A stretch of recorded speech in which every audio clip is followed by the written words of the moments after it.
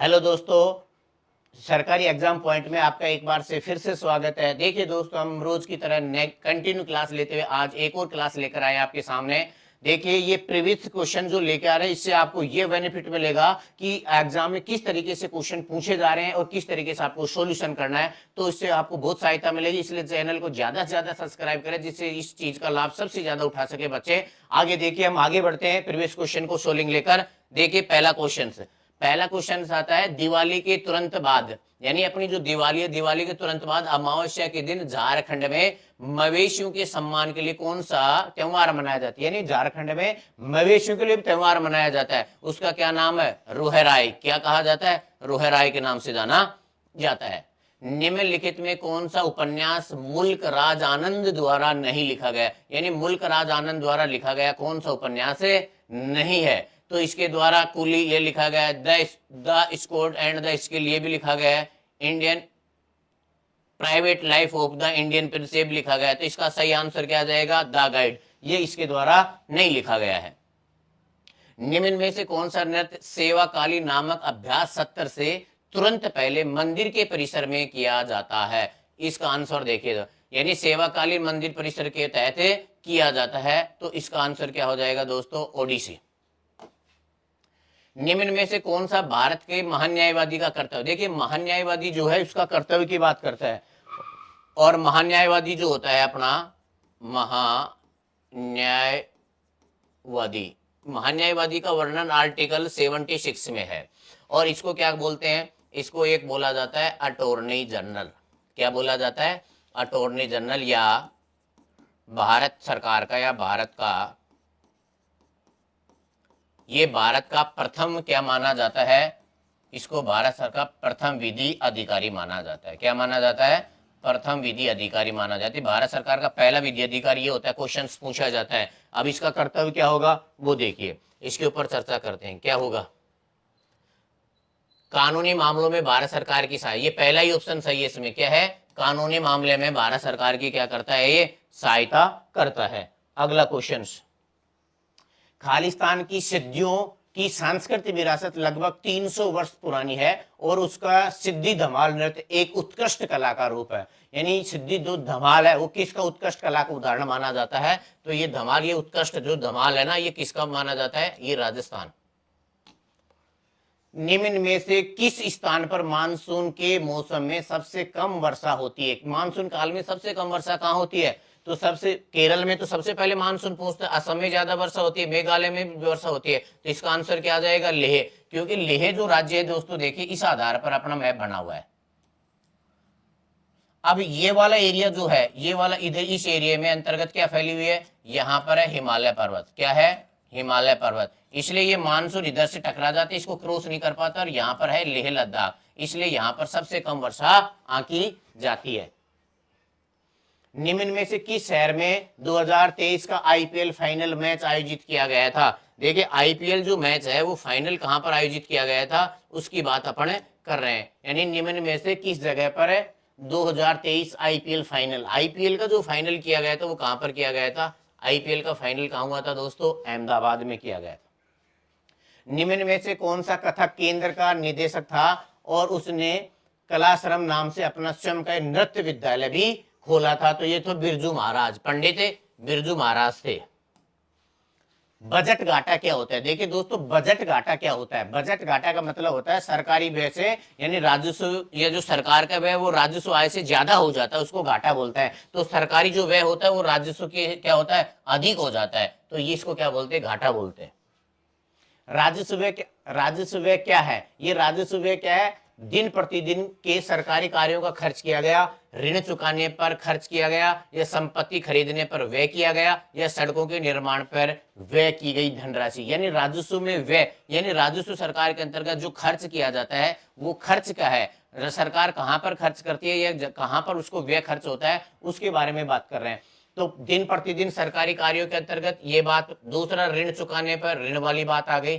तीसरा, संपत्ति खरीदने पर व्यय किया गया, और सड़कों के निर्माण पर व्यय की धनराशि। अब ये देखो, इसमें से कौन सा आंसर सटीक बैठता है उसकी बात करते हैं। ये राजस्व व्यय की बात करता है, एक तो प्राप्ति की बात कर रहा है, व्यय खर्चा कहां पर किया जाता है। अब खर्चा सरकारी वगैरह जो कर्मचारी वगैरह उनको पेंशन अनुदान वगैरह इन पर खर्च किया जाता है। और सरकारी अब दिन प्रतिदिन सरकारी कार्यों के अंतर्गत खर्च किया जाता है। ऋण चुकाने में जो किया करने पर खर्च किया जाता है, ऋण भी चुकाया जाता है, वो राजस्व है। संपत्ति खरीदने पर किया गया या सड़कों के निर्माण से पर किया गया वह, इसके बारे में भी बात करता है। तो कहां पर जो किया गया है उसको वह कहा जाता है। तो ध्यान रखना इसका आंसर क्या आ जाएगा, पहला आंसर आएगा किसका, कौन सा, दिन प्रतिदिन खर्च किया गया जो वह होता है, ये इसका सटीक आंसर बैठेगा। किस भारतीय संगीतकार ने 1994 में राय कोडर के साथ a meeting by the river स्किल में ग्रेमी पुरस्कार जीता था? तो ये जीतने वाले कौन थे, ये जीतने वाले कौन थे, ग्रेमी पुरस्कार जो जीता गया था वो किसके द्वारा यहां पर जीता गया था? ये किसके द्वारा जीता गया था दोस्तों? इसमें ऑप्शन में नहीं है, तो ये क्वेश्चन थोड़ा सा कंफ्यूजन है। इस क्वेश्चन का जो आंसर है वो यहां पर नहीं दे रखा दोस्तों। पवित्र पर्वत कैलाश भारत के किस पड़ोसी राज्य में स्थित है? ये कैलाश जो पर्वत है वो किस राज्य में कैलाश पर्वत है? तिब्बत या चीन के अंतर्गत है। तो इसका आंसर पाकिस्तान, अफगानिस्तान, बांग्लादेश, चीन, इसके अंतर्गत दोस्त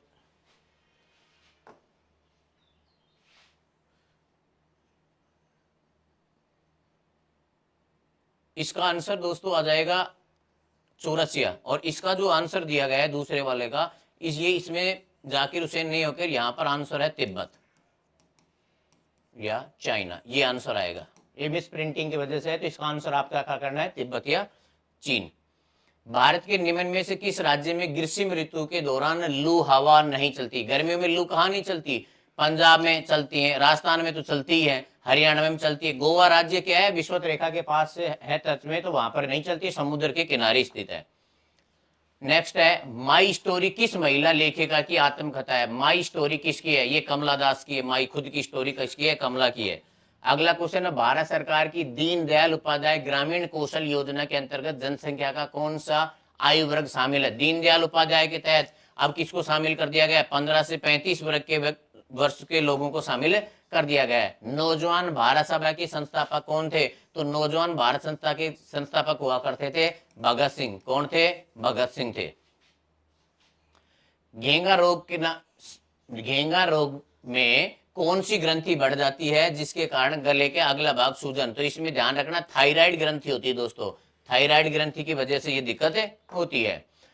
भीतर मंदिर किस राज्य में? भीतरी जो मंदिर है किस राज्य का? ये दोबारा से क्वेश्चन कई बार पूछा गया है, ये उत्तर प्रदेश का है।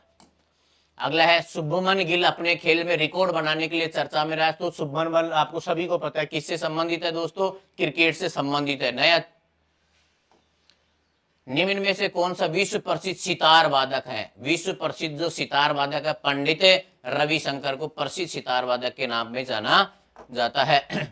निम्न में से कौन मौलिक कर्तव्यों के अंतर्गत नहीं आता है? कौन सा है जो मौलिक कर्तव्य के अंतर्गत नहीं आता? देखते हैं। वैज्ञानिक दृष्टिकोण विकसित करना, बिल्कुल सही बात है। करों का भुगतान करना, सद्भावना की भावना को बढ़ावा देना, राष्ट्रीय गान, ये तो पहला ही मूल कर्तव्य दिया गया है, ये 8वां मूल कर्तव्य दिया गया है। अब बात ये आती है कर वाली, टैक्स वाली और सद्भावना को बढ़ावा देना, यानी विश्व शांति सद्भावना जो है वो बढ़ावा देती है। वो ये अंतरराष्ट्रीय जो शांति भावना की बात करता है वो आर्टिकल 51 करता है, विश्व शांति भावना को बढ़ावा। और करों का भुगतान करना यानी टैक्स से संबंधित ये बात की गई है। अब इसमें दो चीजों में आप बच्चा कंफ्यूजन होता है, ये आंसर आएगा कि आंसर आएगा। देखिए इसमें ये सार्वजनिक जो संपत्ति है वो दिया गया है अपना, जो 10वां नंबर 9वां नंबर का है अपना, वो है सार्वजनिक संपत्ति की रक्षा करना या देश की संपत्ति की रक्षा करना, तो ये है। और सद्भावना को यानी आपस में भ्रातृत्व की भावना, सद्भावना को तो बढ़ावा देता है, ये 5वां मूल करता है। तो इसका आंसर क्या आ जाएगा? बी सटीक आएगा। निम्न में से किस संस्था ने खेलो इंडिया यूनिवर्सिटी गेम्स में 30 संस्करण में अधिकतम पदक जीते? तो ये थी पंजाब विश्वविद्यालय, पंजाब यूनिवर्सिटी ने सबसे ज्यादा पदक जीते हैं। अखिल भारतीय मुस्लिम लीग ने देश के उत्तर पश्चिमी और पूर्वी क्षेत्र में मुसलमानों के लिए स्वतंत्र राज्य की मांग को लेकर किस वर्ष में प्रस्ताव भेजा था? तो देखिए मुस्लिम जो लीग है, इस मुस्लिम लीग की स्थापना तो कब हुई थी? 1906 में। कहा हुई थी दोस्तों? ढाका में। अब इसने अलग स्टेट की मांग जो करना थी वो कब की थी? इसने बात की गई थी 1940 का जो अगस्त प्रस्ताव था उसी के अंतर्गत रखी थी। तभी तो अगस्त प्रस्ताव को न तो कांग्रेस ने न मुस्लिम लीग ने स्वीकार किया, इसीलिए तो उन्होंने फिर इस अगस्त प्रस्ताव में क्या कर दिया था? अगस्त प्रस्ताव के बाद व्यक्तिगत सत्याग्रह प्रारंभ किया गया था। व्यक्तिगत सत्याग्रह, ये व्यक्तिगत सत्याग्रह प्रारंभ किया था 1940 में। इसी के बाद किया गया था। इसका सही आंसर आएगा 1940। नेक्स्ट क्वेश्चन की तरफ चलते हैं। देखिए नेक्स्ट, बस आज के लिए दोस्तों इतना ही। अब आगे की क्लास करेंगे नेक्स्ट डे के लिए। आज के लिए धन्यवाद।